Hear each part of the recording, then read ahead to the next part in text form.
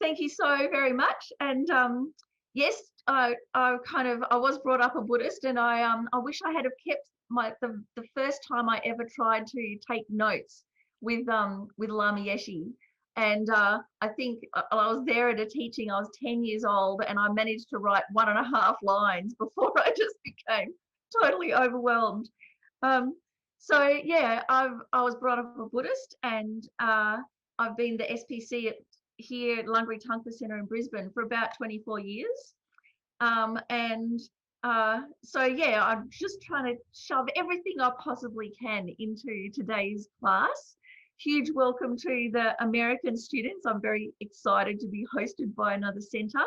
And it's Geshe Cherub's centre, and I'm so thrilled. Geshe Cherub is so beloved here when he comes to teach. Also, welcome to the Australian students. It's wonderful to share some of this ritual stuff with you as well, and we can all make international Dharma friends. So today's topic, the why have an altar?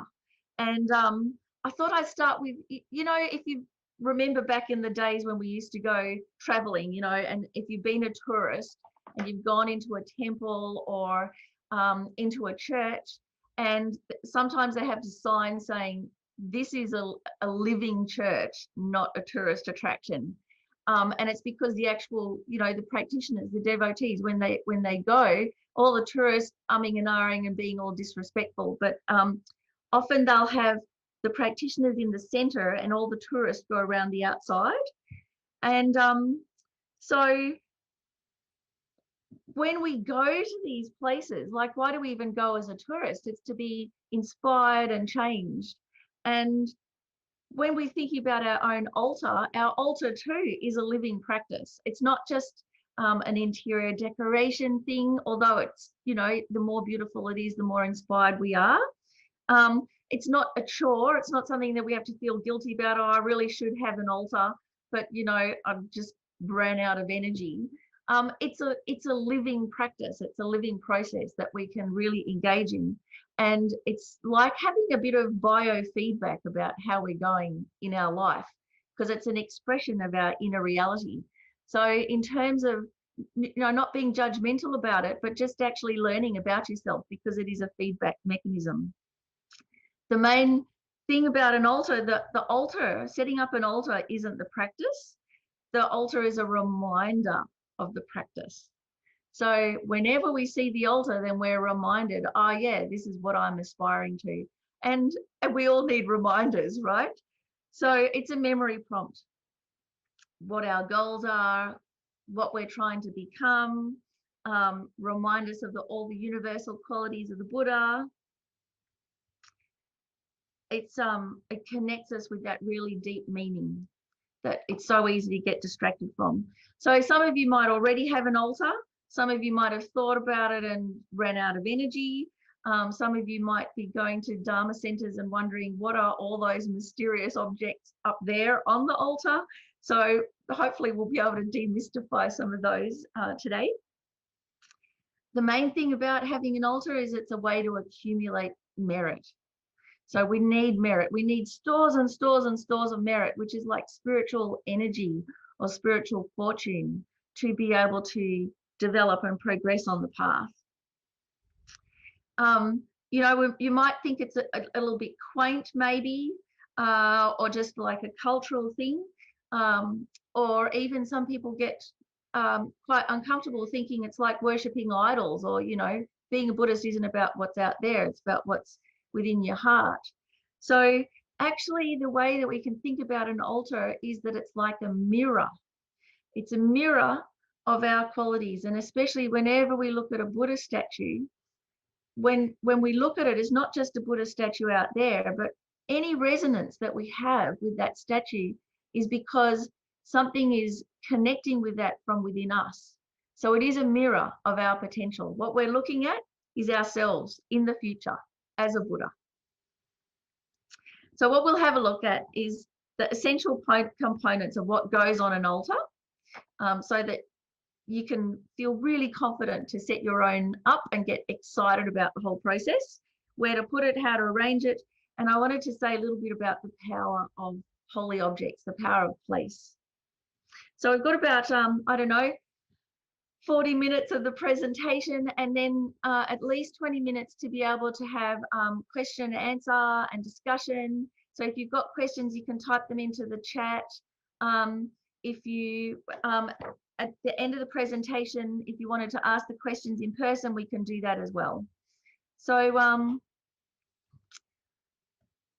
just going to get our screen share up, and also wanted to set the motivation. So I just like to set a motivation really simple. The Buddhist motivation, as many of you would have heard with Venerable Ravina, the two wings of the bird, compassion and wisdom. So we can think with an approach of curiosity and kindness. So curiosity, the wisdom side, kindness, the compassion side. There we have the two wings of the bird.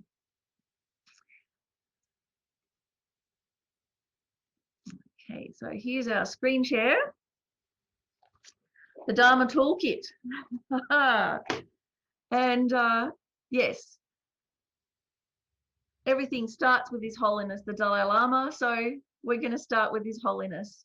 This beautiful picture, His Holiness at home. And you know, if it's good enough for His Holiness to have an altar, then it's good enough for us too, isn't it? And I mean, I'm sure this photo was staged, but also you can just see that it's not ostentatious, but it's beautiful, and you can see immediately it's a sacred space. So you know, how does it work? How come having an altar works, or what's the science behind it? So I thought I'd just start with this, the most kind of esoteric or philosophical part at the beginning. If you've done Buddhist teachings and have heard of the four Buddha bodies, or the Dharmakaya and the Rupakaya. So the Dharmakaya, the mind of a Buddha, the great Dharmakaya.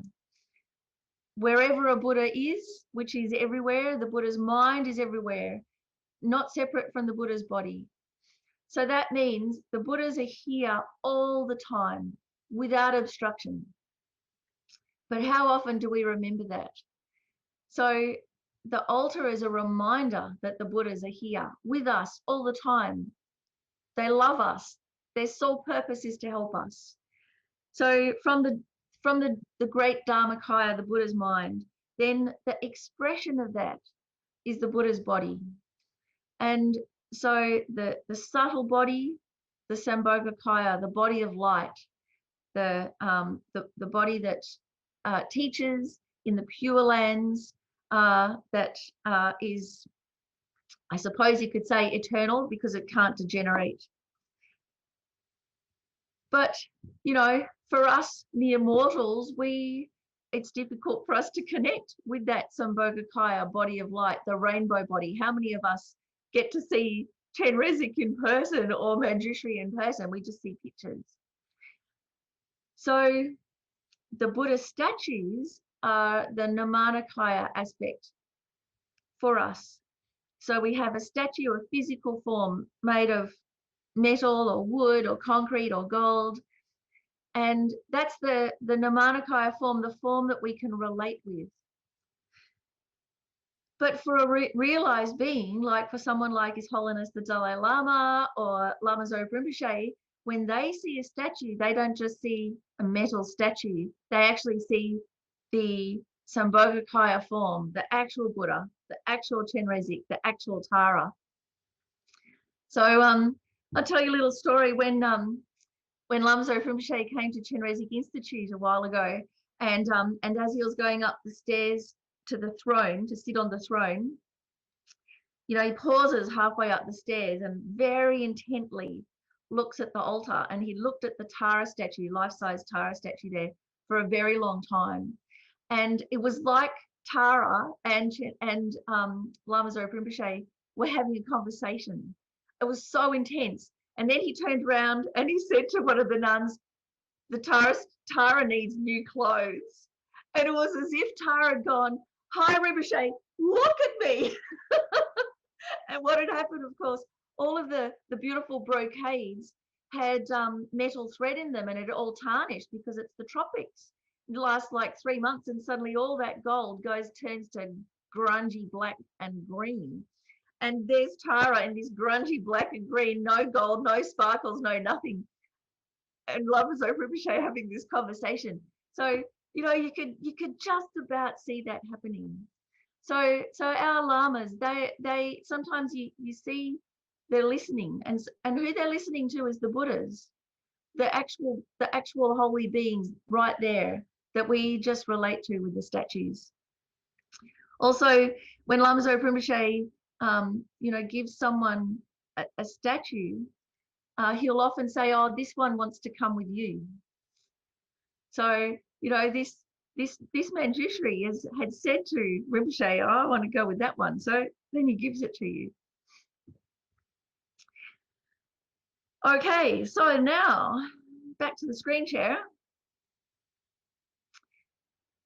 How come all so beautiful and elaborate? Well, here we have the Queen in all her regalia. I like to start with His Holiness the Dalai Lama, but I also like to start with something a little bit left of center and risque. So if we met the Queen like this in her palace with all of the robes and the big heavy crown and things, you might be a bit intimidated, or at least you'd be very, very polite. But if we met the Queen, in her undies at the pool, it's just like a nice old lady. So this kind of shows it's all in the framing. And rather than just use that to dismiss it, we can actually use the power of dependent arising, of the framing, to help us. So when we have an altar, for instance, here's one. It's a little bit out of focus, but it's a Christian church, and it's just drop dead amazing. 3 stories of gilt and gold and the saints, and you can't help but be moved by the magnificence of it. Here's a Buddhist one. I think this is somewhere. It might be near Lumbini. It's a round temple, and the ceiling is a vaulted ceiling with the sky and this incredible Vajradhara throne. I think it's a Kagyu center, and really the magnificence of it inspires us. So it reminds us about the might and the gravitas of the practice. Everything that we do is framed in life, isn't it? I mean, with weddings, you have them in a big place to show the importance. When we have barbecues, we set everything out, perfectly, all the bits and pieces in the garden to make it a real party. When you have a school graduation, also there's all the pomp and ceremony. There's something important about the framing. When we have guests to our house, you clean up beforehand. You make offerings to them, you have cocktail parties or whatever. So why not clean up for Buddha? Why not make offerings to Buddha and actually give due where due is worth it? So the beauty of an altar kind of reflects the wealth of the Dharma. That's what it's for, to kind of put things into perspective for us. And if the Dharma is the most important thing to us in our life, then somehow we have to express that as well. So of course, His Holiness the Dalai Lama, he says, don't be ostentatious. There's something quite wrong about having, say, a very, very rich temple surrounded by poverty and paupers. So that's not right. But if we have the means to do it, at least we can be consistent in our life. So here's a picture of the Lungri Tangpa Centre altar. So one of them, you can kind of get an idea when Geshe Sultram was coming to teach, and then we have our pop-up cutout of Lama Zopa Rinpoche on the throne, that if people haven't brought their spectacles with them, have said at the end, "Oh, who's the very quiet gentleman on the throne?" So it's so nice to have Rinpoche there on his throne. On the picture on the left, you can also see that we don't have in the cabinet there with the Buddha statue, we don't have one of those canopies, we've got a chandelier canopy because I was inspired by the chandeliers at Copan. And we've got some pop-out drawers and things.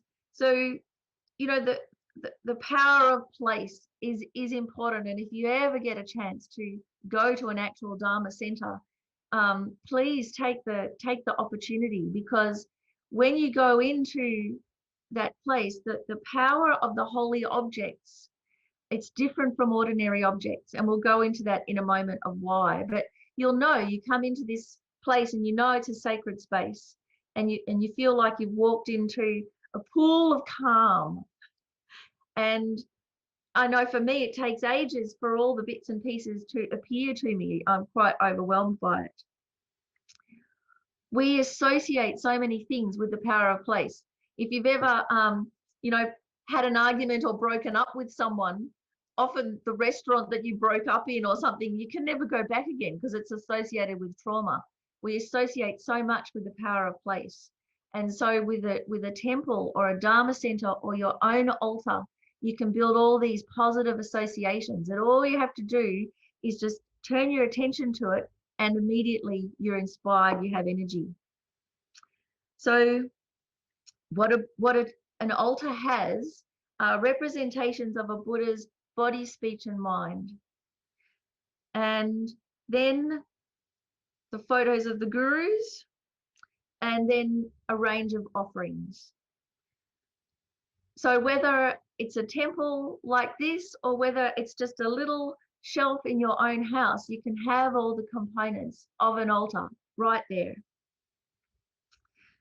So what makes the power of place important, as well as having the holy objects there, the power of those objects, that every time we even glance in that direction or every time we just offer a flower, we create huge amounts of merit. Just walking into a Dharma center, casting your eyes over and bowing, you make skies of merit. Of course, what also makes a Dharma center so important is the kindness of everybody there, because the center isn't the physical building, but the people and the practice, the practitioners there. And so we all kind of relate to that too. A Dharma center, and maybe yourself also, you have consecrated statues where the formal ceremony of inviting the Buddhas to reside in those statues. So our statue actually isn't consecrated yet. All of the mantras and everything that are supposed to go in it are in the cupboard underneath. So it's kind of proximity, but we haven't quite got there yet. And also the power of place accumulates over time, especially if you go on pilgrimage, those holy sites.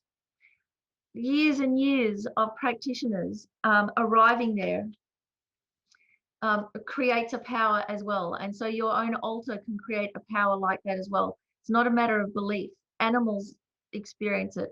Toddlers and children experience it.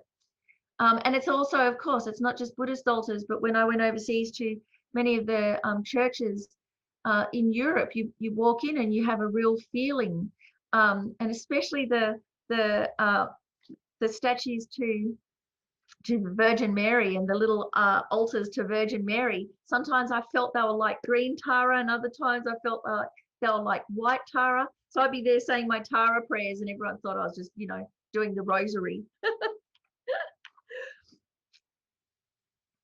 So let's have a look then how to actually build the components of an altar. What do we put on there?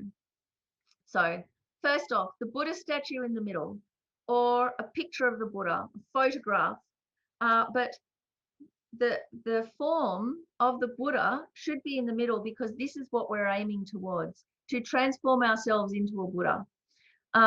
So sometimes you might have the other components of an altar and you might just put the biggest thing in the middle and the smaller things on the edges to look aesthetically pleasing. But actually, we've got to go with the meaning of it. So the Buddha in the middle, even if you have other statues like tantric statues, Tara or Chenrezig, they go in a hierarchy around the Buddha, but the Buddha goes in the middle. Or Buddha Vajradhara in the middle, the tantric aspect of the Buddha. Or you can have a tanka of the Buddha and then the statues in front. But in terms of the inner architecture, the Buddha in the center. And then to the right of the Buddha, So our left, all of the texts. And this represents the speech, the holy speech. So you can have a Tibetan text wrapped up, you can have flashcards, you can have the Heart Sutra wrote out in, you know, calligraphy, oldie worldy text in a frame, whatever you like. Usually a wisdom sutra, and you'd usually actually wrap it up in a kata, a white scarf.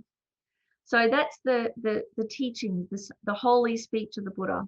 If you're lucky enough to have the Kangyur and the Tengyur maybe on a CD or something, you put that there.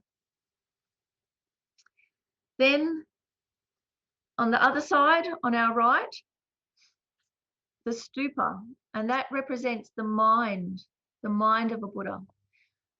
So if you have a stupa that fits on your altar, if you don't have a stupa, you can have a Dorjian bell. The bell in particular also represents the mind of a Buddha. And that also, it's nice to have wrapped in a kata if you can.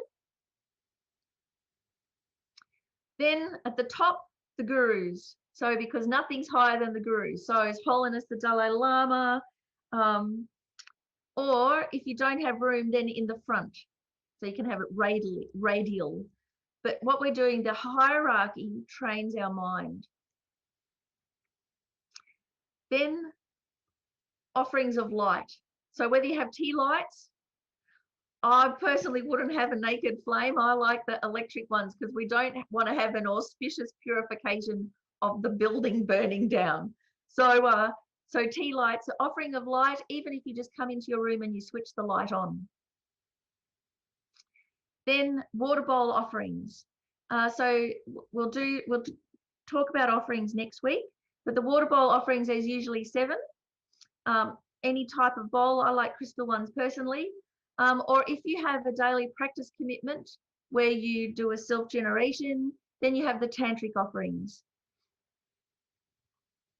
And then any other offerings that you can, flowers, preferably fresh flowers or fake flowers, but not dried flowers. Dried flowers is like, you know, it's kind of dead, so it's no good. So I checked, and plastic's fine, but feng shui wise, not really dried flowers. With the Buddha statue, it's really good to train our mind that whether it's made of plastic or wood or gold, that we have equal reverence, because, and even if a statue is quite rough, we can't say, oh, that's not a very good Buddha, because Buddha's always good. And you can't say, oh, that's a beautiful Buddha, because Buddha's always beautiful. So what you can say is that statue is quite artistically accomplished, and we have to really train our speech so that we train our mind. So we recognize actually what we're relating to, even though we can't see the Buddha, or at least I know I can't see the Buddha right there in front of me made with a body of light. I'm connecting with the Buddha through this statue. And it's not about the statue, it's about the Buddha. And so training our mind to just have the reverence for the meaning. So here's a photo of the little Gompa at Lungri Tangpa Centre. And so it's the altar that I set up for our New Year's Eve all-night Tara Puja. And so the lower level is like a pop-up part with the tantric offerings. We've got up and goes because Tara's pretty up and go, so that's the offering. And then the world, because it was for the world. The all-night Tara candle there, the Tara mandala. So usually I have it in a mandala house, but because it was online, we had a very minimal altar, and the rest of the altar was the screen share online as pixels of light, which I always find quite moving. So, you know, it's okay to have a little cardboard card as the mandala, the V8, the Vajra 8 offering to the guru. The guru's at the top here, you can kind of see. And the whole altar is just on a 1910s beautiful cabinet. And behind the Buddha statue here is this mirror that I just put a gold doily on. So then we have this beautiful aura for the Buddha. So you can kind of see you go along in a creative way. You take the elements and you make it your own. So in a way, it's like a vision board, or you know, a mood board, or a bright future. You know, that kind of concept that we're used to. That's what an altar is. It's our bright future of enlightenment. And so if we build it, they will come. Now, Geshe Zopa and Punsok Rinpoche, when they came to visit, they said it's really important that if you get items from the op shop to or antiques, to bless them. So to bless them with the mantra of dependent arising, because if they're antiques, you know, the spirits, the people who've died, they may still be attached to them, and really it's still theirs. So we have something that's somebody else's, or it might be something that actually belongs to the indigenous people of the land. So if we have something that's not ours in our house, it's going to cause a lot of obstacles for us: depression, anxiety, inability to study. So you bless by reciting this mantra of dependent arising 3 times, and then it frees whatever attachments those beings have. Then we're not taking that which isn't freely given. Also, for an altar, it's better to have something clean rather than antique-y looking. So we can have a little altar. Here's a reliquary. You know, the Tibetan people, traditionally nomads, would have this, they carried around their neck. It's only be about as big as your hand. And within it, all the holy relics and blessing cords and mantras. We've got a modern version, a little pop-up altar that I think now is like selling for about $120 on Amazon because it's out of print, but it's really handy for a little kind of travel altar. You can get a 1930s cabinet and paint it up really nicely. You can get a 1950s cabinet. The cocktail drinks cabinets are the best because you open them up, they've got little shelves, they've got mirrors, they've got built-in lights, they have a pop-down tray where you can set up, where the cocktail things are there, you can set up your bowls, and then you pack it all away.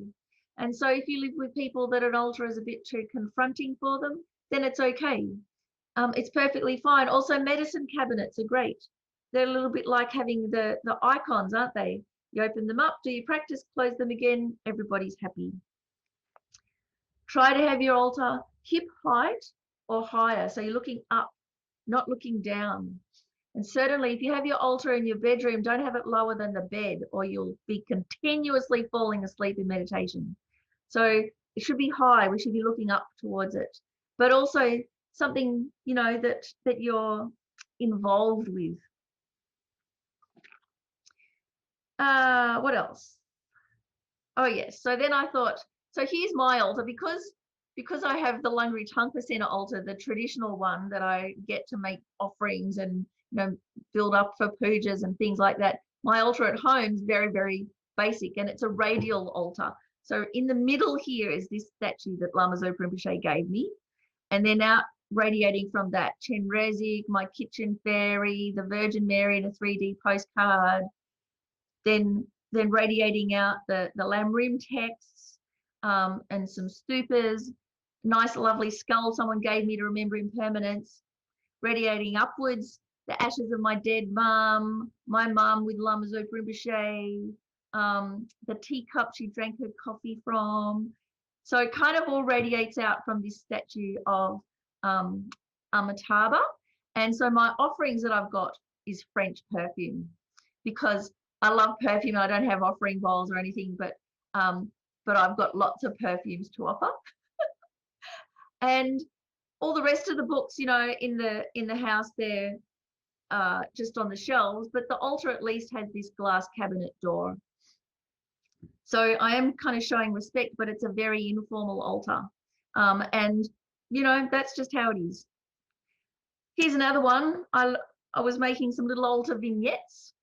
Got these domes from IKEA. Do you have IKEA in America? I'm not sure. Anyway, so here's Pink Zambala land. So I got a Zambala statue and all these little cakes and sweeties, and little bottles of Chianti and some mermaids and this beautiful perfume bottle with French perfume in it, hand-blown glass, all pink like the treasure vase.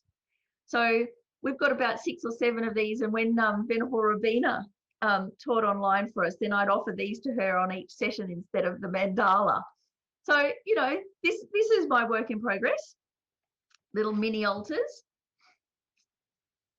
Now, a little bit about the texts. So the Tibetan texts here, these are like little library cards. If you flip the brocade up, it'll have the writing of what text it is. And generally, to be a Dharma center, a fully fledged Dharma center, you need a copy of the Kangyur and Tengyur, which is the 84,000 teachings of the Buddha and the commentaries. So whether they're like this in the Tibetan pecha form, loose leaf, or whether it's all just burnt onto a microfilm or a CD or a DVD, if you have the Kangyur and Tengyur, then it's all the teachings of the Buddha there is like representing the Dharma jewel. It's really amazing. It's a holy object. And remember that the teachings of the Buddha, there's the textual basis, the physical basis, but what they actually represent is the wisdom, the teachings. And so we can imagine the letters or the words in these books like this, 3-dimensional, made of light, like neon, but soft. And it's actually the subtle body of a Buddha. It's the Sambhogakaya aspect of a Buddha. So these words are living. They're like the most subtle living form of a Buddha. They're the equivalent of like when we have the periodic table and we have H2O or carbon or whatever.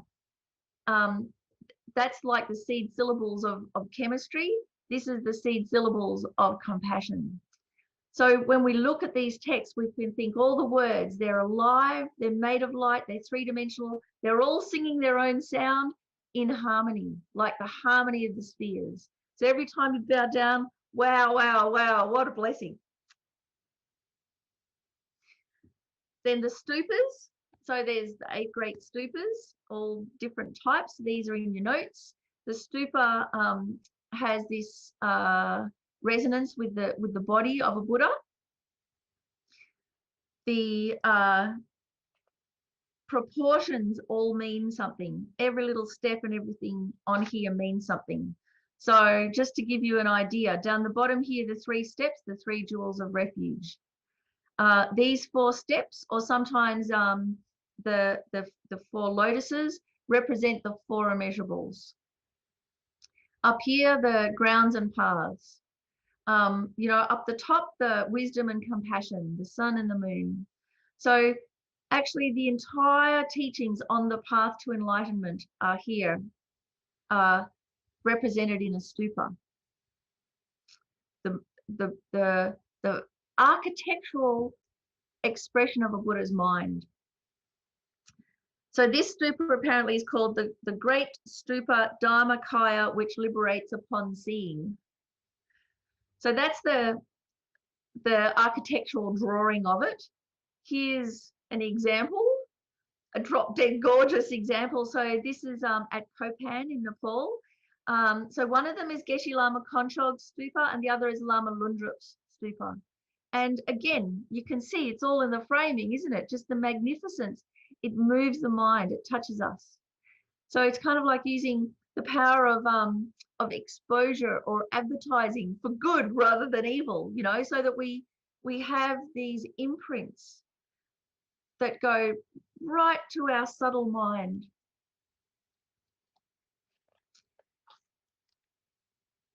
Then on the left here, we've got the stupa at Lungri Tungpa Centre, and it's on a wooden podium on wheels, so we can wheel it out so we can circumambulate around it. So that's actually got the ashes of my dead mum in it, into stupa, and is all gold leafed. You can kind of see there's a little picture there of Inta, a little story about it, and then there's room to put offerings all the way around. This stupa on the right is, I think it's Aptos' house, Lama Zopa Rinpoche's house. And so the stupa, then the 21 taras, oh my gosh, like they obviously have a great big party and chat to Rinpoche every day. And then all the bowls, the beautiful pools of calm to offer. And then you can circumambulate. So, of course, Rinpoche says, have an altar wherever you can, every room of the house. In an office, have it so that you can circumambulate when you're on the phone. You can make merit when you're doing all of those tedious things. So actually, I'll tell you a story. So, you know, the altar vignette of my Zambala, pink Zambala land, how I got the perfume bottle in there. I was in Sydney, and I'm always attracted to a shop with a bit of bling, you know, glitter.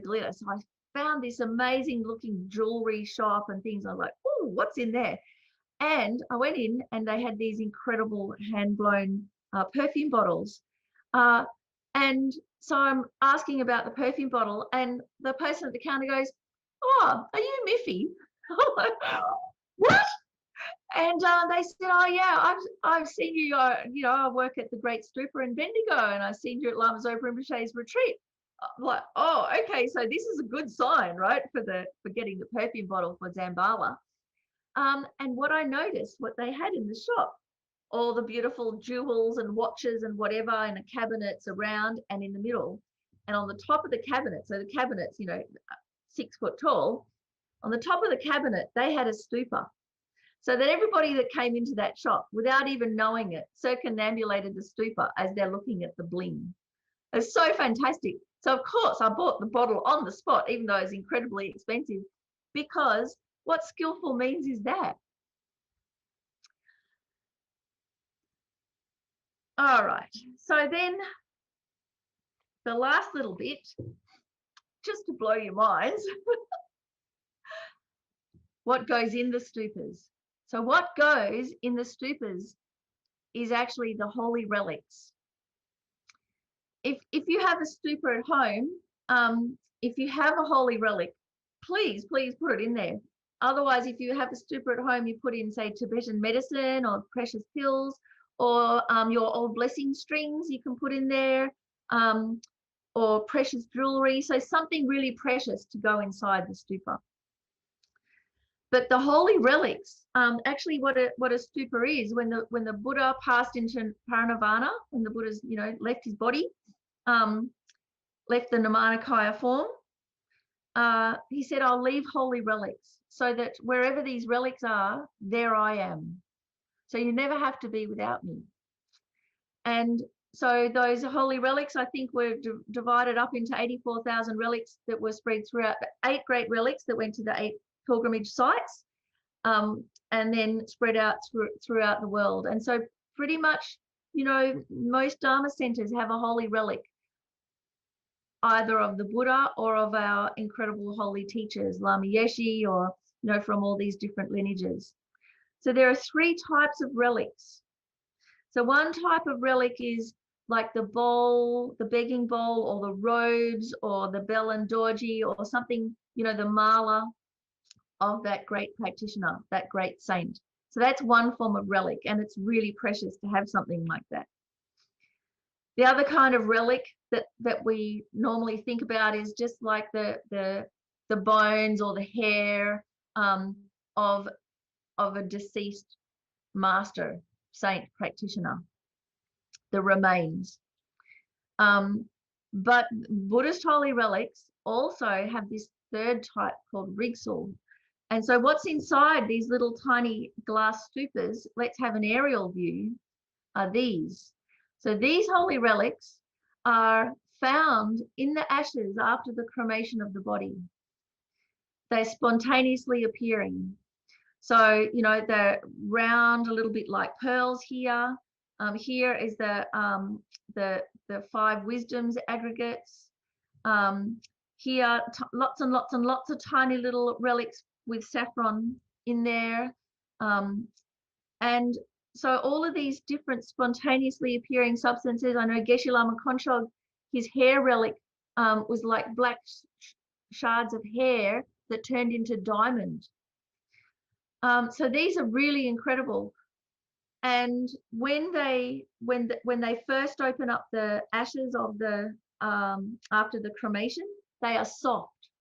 And there's this special thing to do where you cover them, and after a few hours they harden.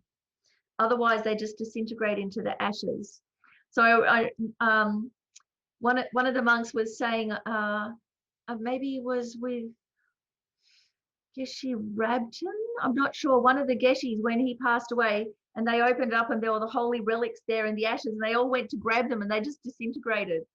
And so then they quickly got on the phone to some lama and went, oh no, what do we do? And he said, stop everything, close everything up again, and more grew. So like 12 hours later, there were other relics there. And then there's this special ceremony, how to preserve them. It's not just famous practitioners, but here in Brisbane, one of the old Vietnamese refugees, when she passed away, they found relics in the crematorium, but they didn't know what they were. Through the strength and prayers and the devotion and the virtue of the disciples, these relics multiply, which is the other thing. So when the holy relics were touring throughout the world and throughout Australia, whenever they would pack them up from, being displayed, they'd count them. And, sometimes here, there's 4, maybe at the end of the 10 days of the exhibition, there's 6 or 8. They continuously grow.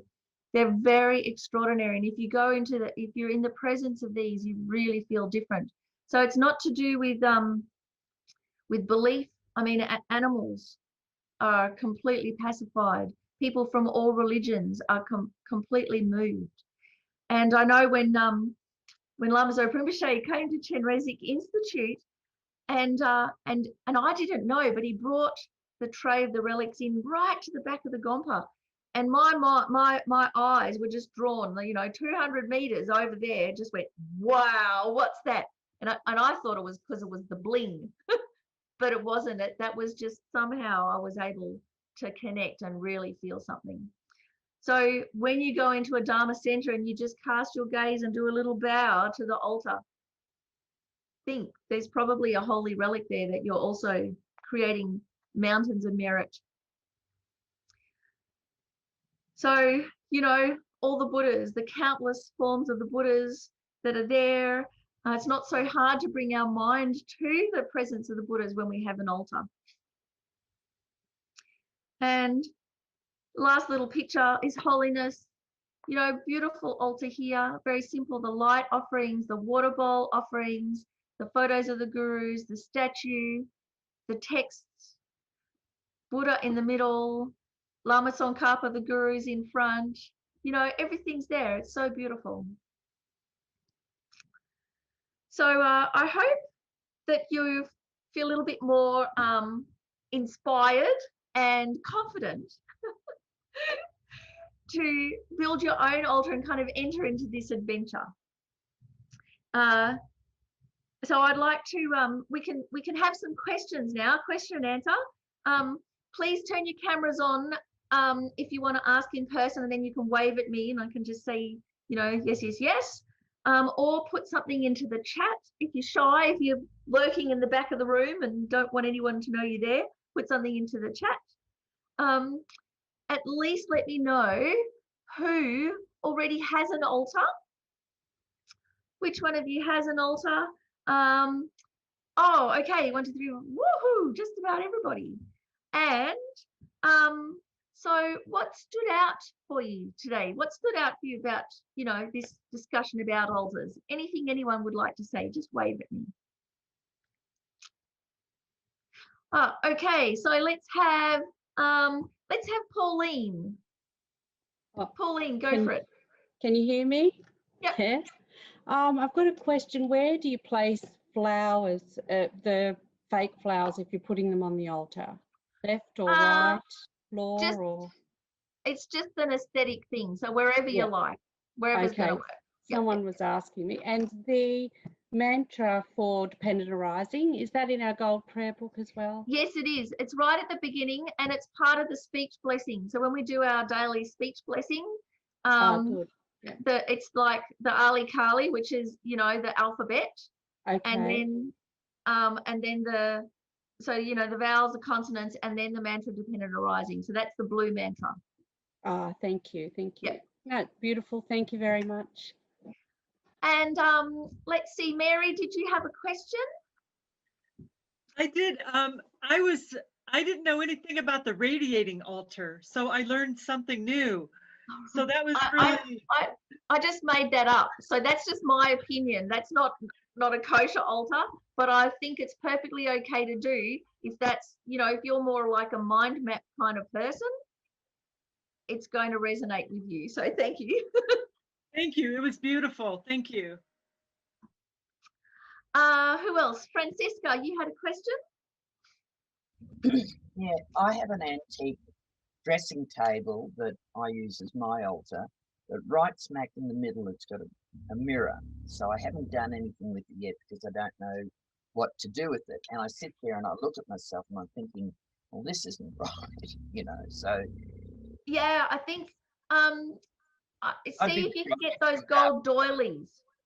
Okay. Yeah. So you can get them from like a craft shop, a Spotlight, or a wedding shop.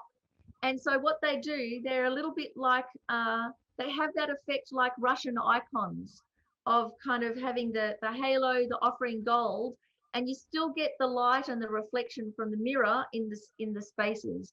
So that kind of makes it less confronting. Not that I don't like how I look, but I'm not supposed to be meditating on my image. Mere appearance. And actually you could use that as a thing to go, mere appearance merely appears like this, but actually what you're looking at is the Buddha statue, which is your future. Anyone else? Anyone else with a question or a comment? What about, oh yes, Charmaine. So what I really admire, which is not sort of how I operate, is that you're so free. You're like so easy and free to just create. Like the pink Zambala land really tripped my mind out. I mean, you even had like little, what do you call it, macaroons? Yes. So Charmaine, I'm just wondering about how you advise people, like because I feel like we try to be really good girls and good boys and perfect Buddhists. But what I really admired was that what you did seemed like it really grabbed the essence of making offerings, but it was such an expression of who you are. And how do you kind of invite people to do that at your center? Well, that is an excellent question, and I might appear free, but I tell you what, it comes from a lot of consternation and years of anxiety. And so this was one of my central questions, not just with an altar, but say leading meditation. How do you know? And I asked Lama Zopa Rinpoche this in person up at Chenrezig Institute, if you're being really devoted or you're totally insane. So how can you tell the difference? And Lama Zopa Rinpoche gave this incredible answer, which was, everything comes from the Dharmakaya. It's there in the Dharmakaya. So not to worry, number one. And number two, check with the Dharma. So that's been my guiding principle, and it's given me a lot of courage, because I too have been very worried. I didn't want to stuff up. I didn't want to create negative karma, but also it's too tight. And us Westerners, we're way too tight and judgmental, and we forget about, this is fun. This is actually the most fun we'll ever have in life. It's where the biggest fun happens. Everything else is boring. So how do we have the courage? Check with the Dharma. So with pink Zambala land, I'm sure there's a pink Zambala out there somewhere, probably a little bit, of a left of center practice, but I'm sure there's there, because, one day my mother was painting Vajrayogini and she painted her white pink and just went somehow, and then years later she found out there is a white Vajrayogini. So, no doubt there are more Buddhas than there are sentient beings. There's a pink Zambala out there somewhere, and I've made that connection. So then you check with the Dharma then you know, are you being respectful? Is it a true reflection of Dharma, of the Dharma wisdom? But you have the courage to do it. So you can negotiate your way through that way.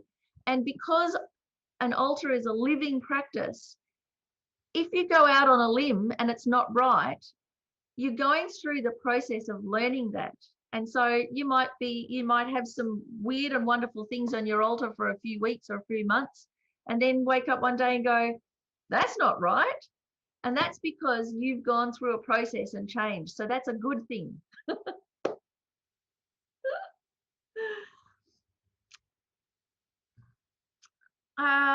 What else? Anyone else have any? Oh, yes, Doris. You're so fun. Are there some things that we should not have on our altars? Yeah, don't offer cans of tuna. Don't offer the bodies of sentient beings. I mean, that's quite tricky because, you know, people come and they donate things to be offered, and sometimes we had, you know, some tuna things. So don't do that. Don't offer anything poisonous. So no poisonous flowers, for instance. And if you offer roses, then take the spines off, the little, so that it's not sharp things. And of course, and we'll talk more about this next week, but you know, when we're making offerings, we don't, if we're offering, say, biscuits, we don't offer the boring ones to Buddha and keep the good ones for ourselves. Or if you're going out shopping and you're buying all these treats and things, and you go, I'm gonna save these ones for the visitors, important visitors coming, and I'll offer these ones to the Buddha. No, everything, the very best, goes to the Buddha. Then half an hour later, you take it away and offer it to whoever you like. Try and keep everything clean. So for those of you who've seen that fantastic movie, The Little Buddha, so in that, I mean, it's a great story, and it's actually really interesting in terms of reincarnation and the three bodies of a Buddha, and the body, speech, and mind of a Buddha. It's really, really worth seeing. It might feel a little bit like a kid's movie, but it's not. But in there, you'll notice there's a Tibetan Lama, an actual Tibetan Lama that, you know, is one of the stars of the movie. And the kid goes and visits. And in the background, you'll see his altar and a tanka, exquisite tanka behind. And the tanka's wrapped in glad wrap. And so, I mean, that's what the Tibetans do when they came out to the West. And, you know, they have all their offerings with the butter lamps and stuff. Their soot goes everywhere. So when they came to the West, they discovered glad wrap, and they just wrapped everything that was precious in glad wrap. Geshe Tashi Sering, when he was at Chenrezig Institute as well, he had his offering goddess wrapped in glad wrap. And it's just like, what kind of aesthetics is that? But it shows the importance of cleanliness. So if we keep our altar clean, it helps to get rid of the cobwebs in our own mind. And if our altar's got really dusty, we know we've been neglecting something within our inner world. So you just kind of, that's why I said it's like a biofeedback, that rather than being judgmental about your altar, you can just kind of gauge where you're up to and notice, oh, my energy must be pretty low, or I must be quite distracted because of the state of my altar. And then you just do something about it. It's okay. What else? Anybody else? Yes, Mary.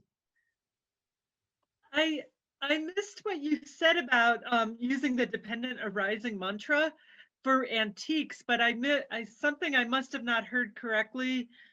What antiques would go on the altar?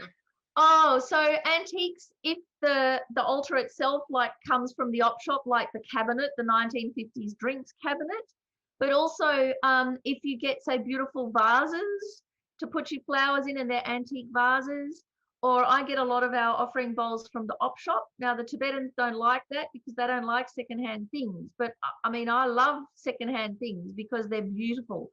But there's a lot of stickiness with them. So to consecrate them or bless them with the mantra dependent arising clears everything.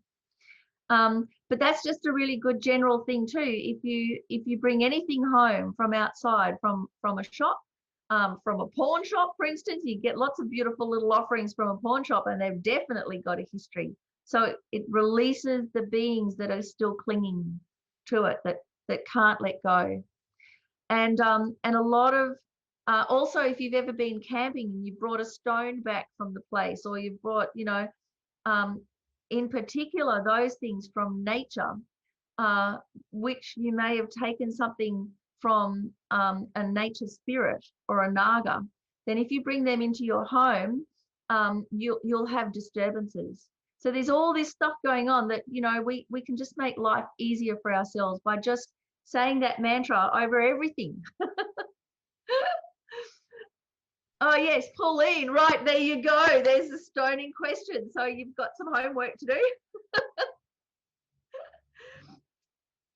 What else? Is there any other mysteries of what goes on an altar or something, or that you've seen at one of your Dharma centers that you're wondering what it was, or seen online? No, what else? Oh yes, Other Mary. Thank you so much, Miffi. This is so inspiring. Quick question. Do you set out the tantric level, the tantric offerings daily, or just when you're doing puja? It depends if you have a daily practice. So for our altar, we just have the water bowls. My mother, her altar just had the tantric offering bowls, but that's because she did tantric offerings every day. So it depends on what your practice is, but generally just start with the water bowls. But we'll go more into that next week of the whys and wherefores about it. But I think for us, the tantric bowls are more like a pop-up thing. The main practice is the water bowls. And with the statues, you have the Buddha in the middle, and then the highest Yoga Tantra statues in the first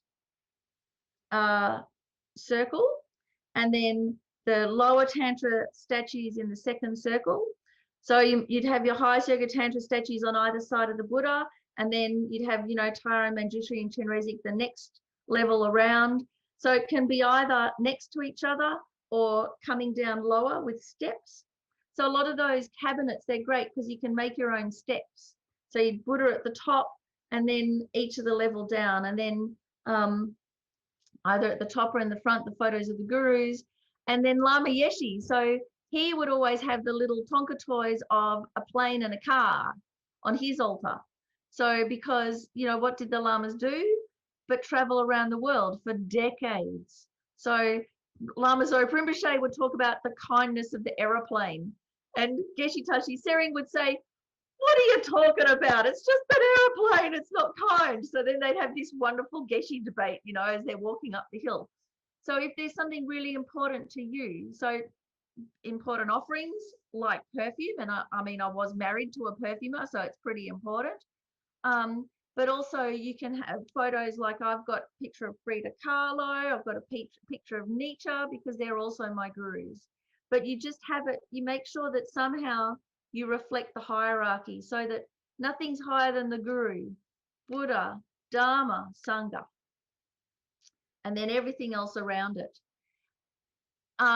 Traditional altars actually would have all of the texts along the top.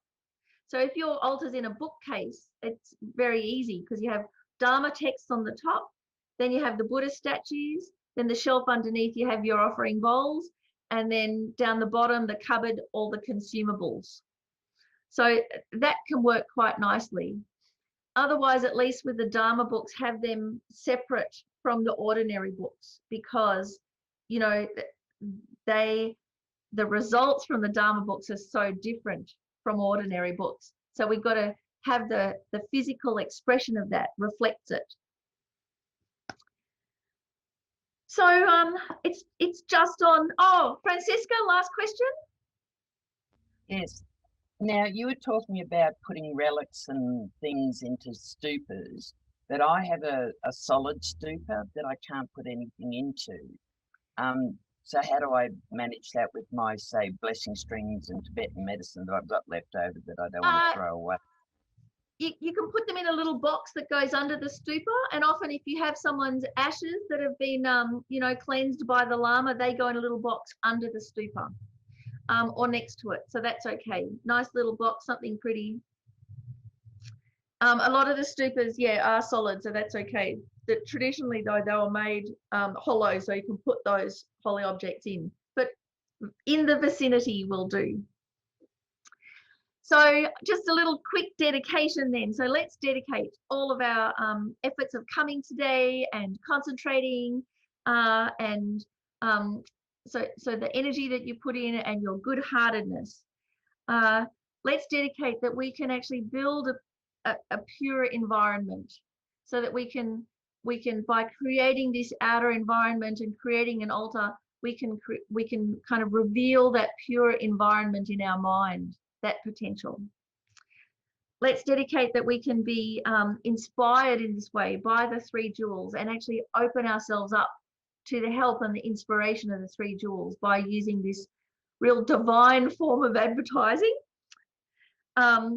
Let's dedicate that we can create a sacred space for ourselves and for others, so that our house, our altar, can become a place of refuge for everybody else that we're responsible for in our life. And by doing all of this, may we actually become a Buddha. May that reflection come into reality sooner rather than later, so that when we become a Buddha and actually do the activities of a Buddha, then we can perfectly help all beings.